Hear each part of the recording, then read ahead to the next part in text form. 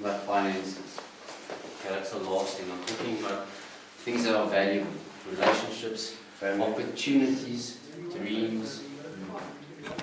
What does it cost you? Yourself. You get what I'm saying? The most important relationship you'll have is with yourself. Right? Because you always have yourself with you. We try and hide from ourselves. I don't know, I think if we make ourselves more interesting, we'll like to spend more time with ourselves. What does it cost you? What relationships? What opportunities? What dreams? How much ambition have you thrown away? Because of some substance.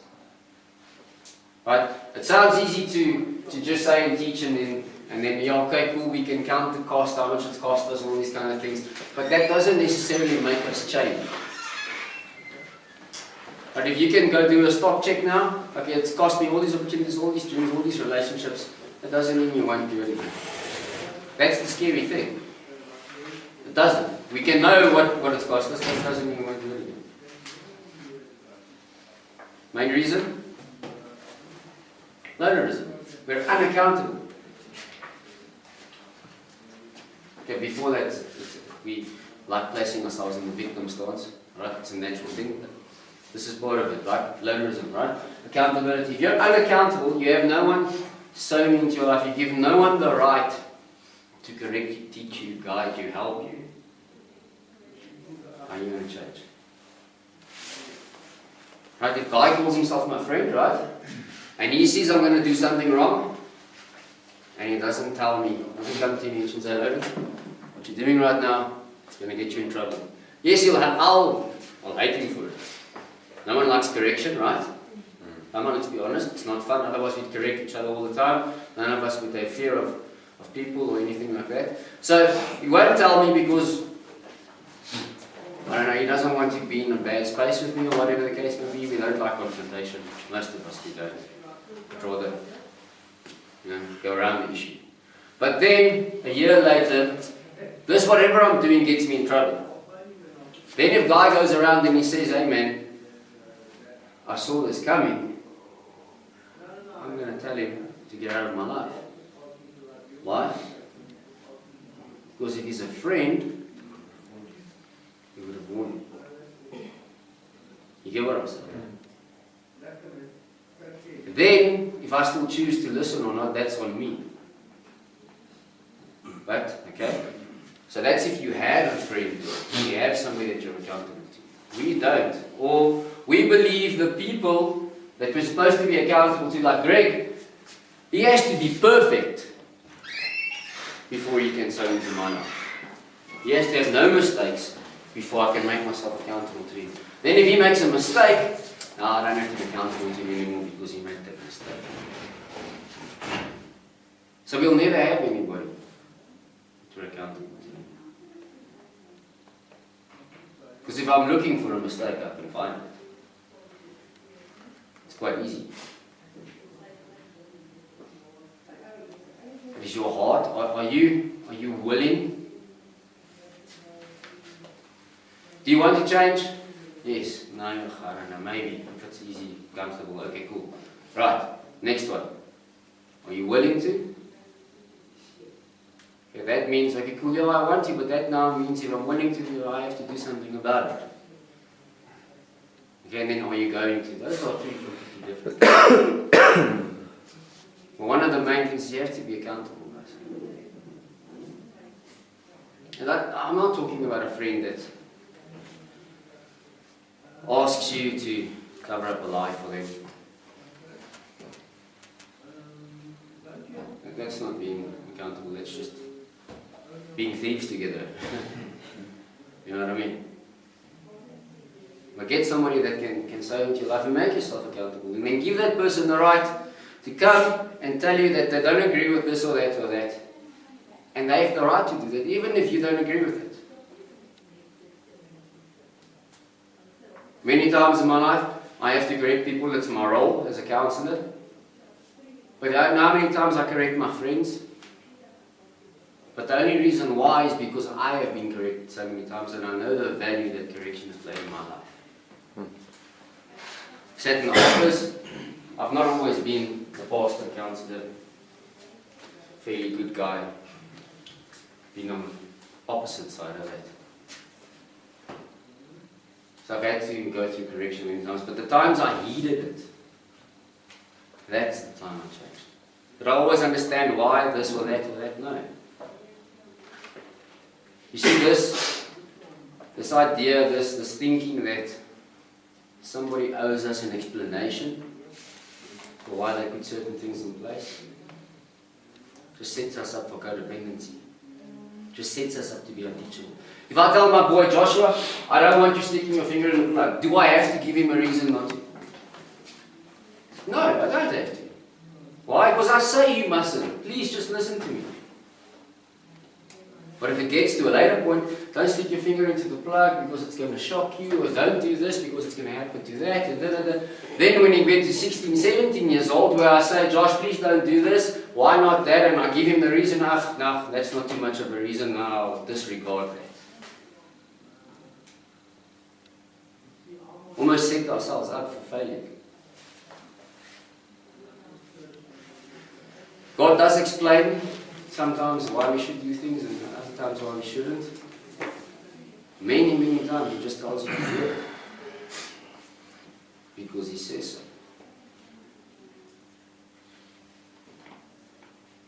You hear what I'm saying? So, if I don't trust Him, I won't do it because I don't know Him. But if you get to know someone, and I tell you, please don't do this, okay, I won't. Why? Because of the relationship I have with you. Because I value your friendship, I value your input. But if you're not accountable, you'll never have that person to keep you on the right track. If we can't be accountable to people we see, how can we be accountable to a God we can't? It's impossible. We think we can't see God, but God is everywhere. He's in everything, He's all around us. We're just not looking. We're looking to see where He's not. To prove that He doesn't exist instead of proving that He does. Once again, what you're looking for, you'll find. So if you're looking to prove He's not around, you could find reasons why He could not be around. But remember this, there's one verse in the Bible that says, the whole world is under the sway of the wicked one. Okay? Scary verse, right? So where's God in the bad things that happen in your life? Probably right there with you. Well, why don't we step in? Well, the whole world's under the sway of the wicked one. He doesn't say He takes He abdicates responsibility from you, He takes it away from you, and you don't have to do anything. Doesn't say that. But because of the whole world's under the sway of the wicked one, He'll help you through it. He will give you the opportunities, give you dreams, give you passion, give you desires.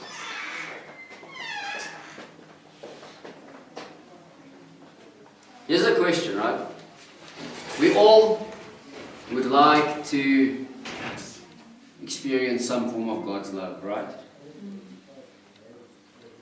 Make it better. If we could feel it, if we could put emotion to God loving us. Alright, but here's the question. Are you able to accept? Are you making yourself acceptable? Can you receive that love? Because if I've got all the love to give to you, and you're not accepting it, you're not taking it, my love doesn't mean anything. So who misses it? Who misses it actually? You get what I'm saying? Is it God or is it us? Because if I'm unable to receive love, no matter how much you've got, I'm not taking it. I'm not getting it. Same with correction. Counsel, guidance, whatever the case may be. If I'm unteachable, I'm not going to get it. If I'm not taking love from Mom, yes, man. I said it to the guys yesterday. It's going to be a little below the belt, sorry ladies. But you need balls to change your life. You need courage, but It's hard work. It's difficult. It's not the easiest thing there is. Otherwise, everybody would not be using drugs and everybody would be clean and sober. It's not. Sinning is fun. Doing the wrong thing is fun. Drugs make you feel good. That's why we want to do it. In a nutshell. Now I'm telling you that you need to change your life. You want to change your life because the feeling good doesn't balance out the feeling bad anymore. It's costing you too much, all these kind of things. But you still can't let go of the feeling good. It's not an easy thing. So if going through rehab is easy and comfortable and always fun and always nice and never anything wrong or anything like that, you don't experience anything, you're not unhappy about anything, how are you going to stay clean and sober? Because life is not like that.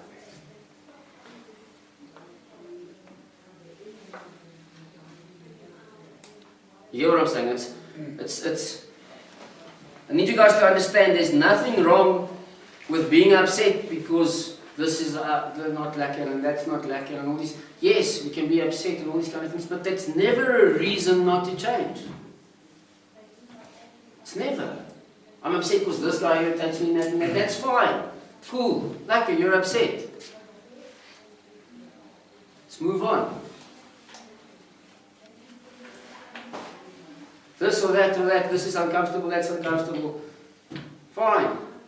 Let's move on. If it's comfortable, you won't change. Klar, end of story. Many of us reason, well, if it was more comfortable, I would change.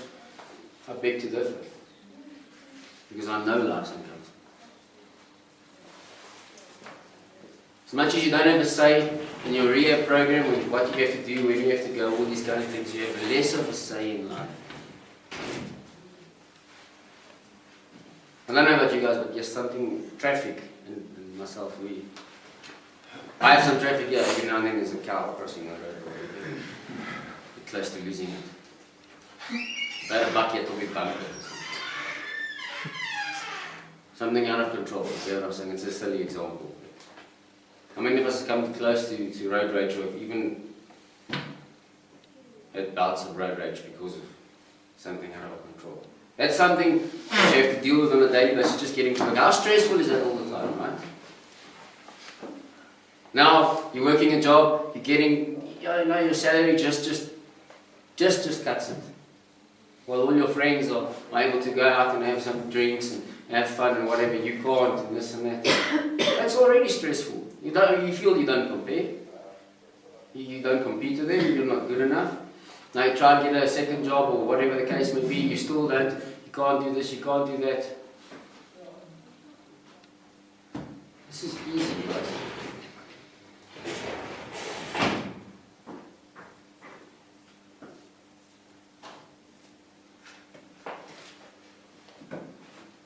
Get married and have kids one day.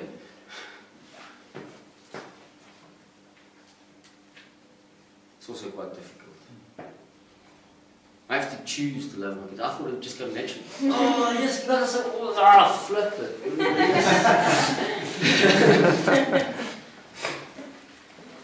Go on holiday, you want to sell them. Give them away for free. I don't know, whatever it is, maybe that. But the moments you get to experience with them, those great moments, they worth all the nonsense. But it's a choice. We have to make the choice daily.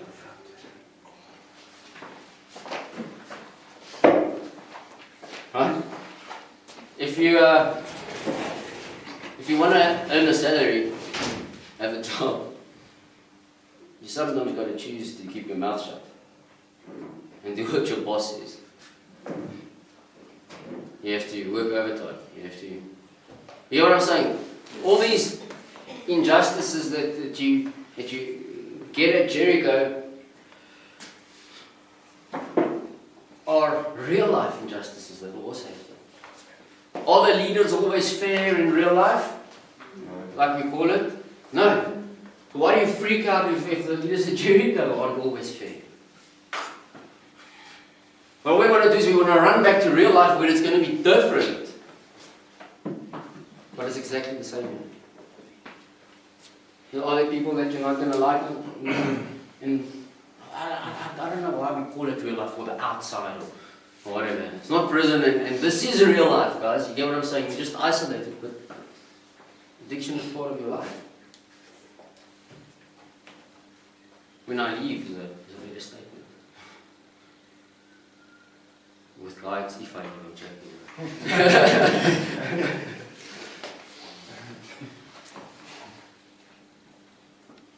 I'm not trying to criticize or break down or anything. I'm just trying to, I don't know, shed some light. And yes, we're not going to like each other. We're not going to like what everybody has to say. But it's not every day. We have to choose to.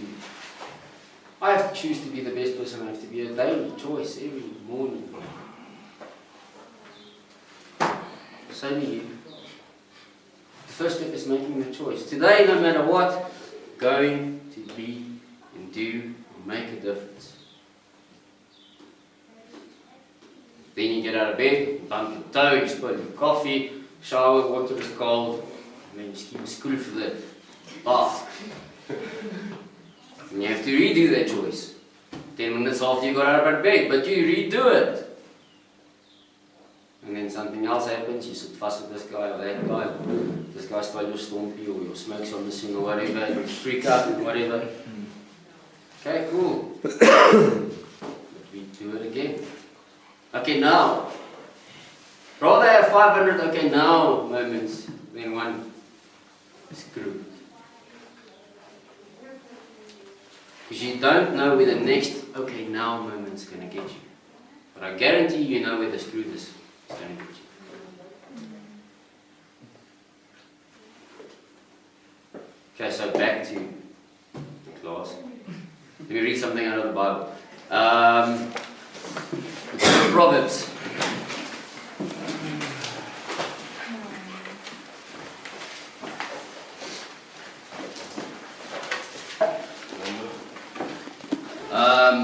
Still checking.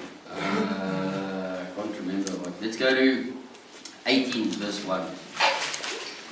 I wrote them down, but I can't remember what they say.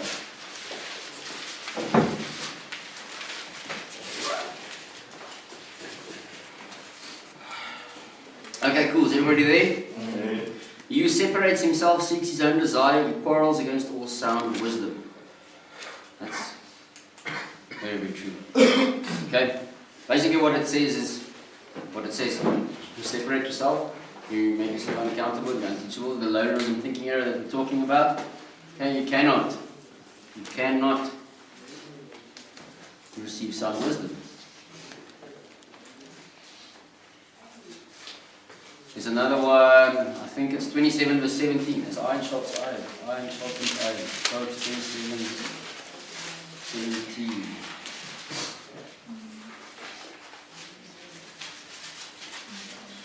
Where is it? Yeah, 27, 17. Iron sharpens iron, so one man sharpens another. Okay. How do you sharpen a knife? With a slave steel. What do you call it in English? A sloop stone. A sharpening block, I think is what you call it. Anyways, these days you get those little iron rods. Yeah. What's it? Homing stone. Homing stone. Okay, cool. I had it completely wrong. Anyways, I don't know if you guys heard that joke where the guy speaks in English and translates it to Afrikaans and you get the double walk hail gun. Stigmaster. Yeah. Anyways, I have that condition. Dutchman condition. Okay, in order for a knife to get sharp, which is a piece of metal, you need another piece of metal to sharpen. So in order for you to get sharp, sparks need to fly. Parts of you have to come off, and parts of other pieces of metal also have to come off. So, yes, we sit down, things aren't always going okay, we don't always agree, and all these kind of things, but it's biblical. In Ecclesiastes it says something about that surely as sparks fly upward. Here we meant for strife. It's going to happen. It's when we remove ourselves from the other piece of iron. We don't want to be teachable, we don't want to be sharp, and those kind of things. That's when the issue comes. Alright, next one, let's go to, we stay in Proverbs 27, let's go to verse 5 and 6.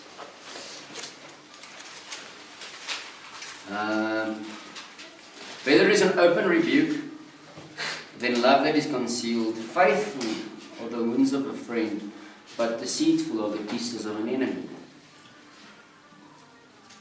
Okay, so based on verse 6, right? That faithful are wounds of a friend, but deceitful are the kisses of an enemy.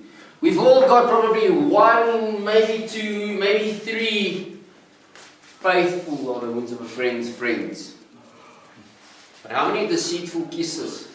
Guys, ladies, you just, you do what you want, you go wherever you want, you just cause trouble with them. How many deceitful friends have you got compared to good ones? You get what I'm saying? Now, you guys heard the statement, and I say it many times, show me your friends and I'll show you who you are. Right? Now, based on this equation, this scale that we just balanced, how many friends are not faithful or deceitful? You get what I'm saying? The scale is like toppling over, it's falling over, it's broken. Now, why do we end up where we are? Who you were partnering? Who were you partnering with? You get what I'm saying? Who are your friends? Who are you spending most of your time with? See, I got raised, and I think most of us got raised in a way where your friends are just somebody that you have a good time with, that you have fun with, that you get up to nonsense with, that you go chase girls with, go drink with, whatever the case may be, right? Instead of a friend is this person who keeps you on the right track, people who dream big for you, people who have got good intentions for you, not just somebody that you call and goes and gets stuck in with you. That's not a friend, you get what I'm saying? But we got raised where we think those are friends. Right? How many of those friends are still around?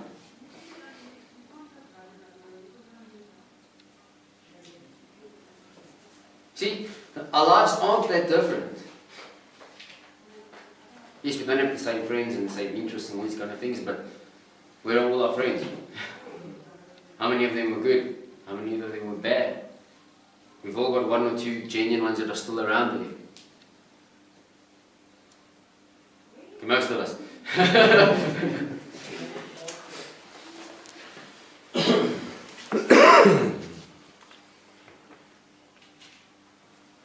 I'm going to end it there. I want to end off with guys.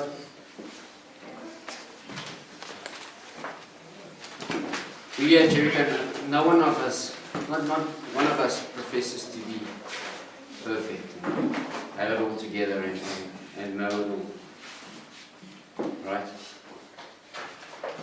I definitely don't always. But there's something I can give you, there's something Lucas can give you, there's something you can give you, Derek, Ralph.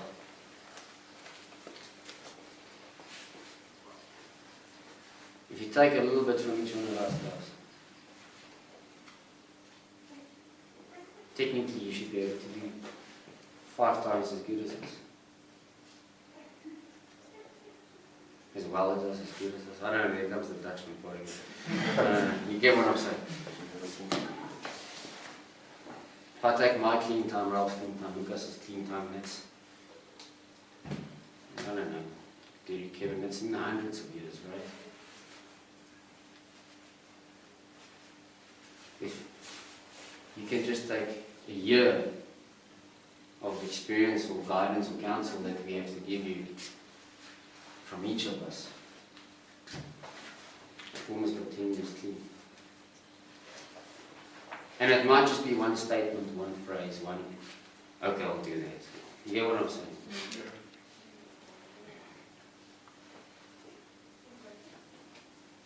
So what I'm trying to say is that we're not going to climb a mountain and not fall over or bump our toes. I'm not telling you it's going to be easy. But follow me. If I don't know one of them would know, you get what I'm saying? But going over that thing. Okay, let's pray. Lord, I thank you for this task, Lord. God, I pray that you give us wisdom and then you also place the right people in our lives we can be accountable to. That you give us the wisdom and also to choose that and then to choose wisely. And that you send those people in our paths, Lord. That we come to a place where we do not despise correction. You know, we don't always have to like it. Never despise it. And heed it, listen to it. That's the important part, is to heed it, is to listen. I thank you for every single person here, God. Man, thank you for every single journey that you're taking people on. I just pray that you specifically meet individual needs and wants and experiences, revelations, whatever these people have, Lord, and what they need. You just step in there. I know you will, and I definitely know you can. In Jesus' name. Amen. Amen.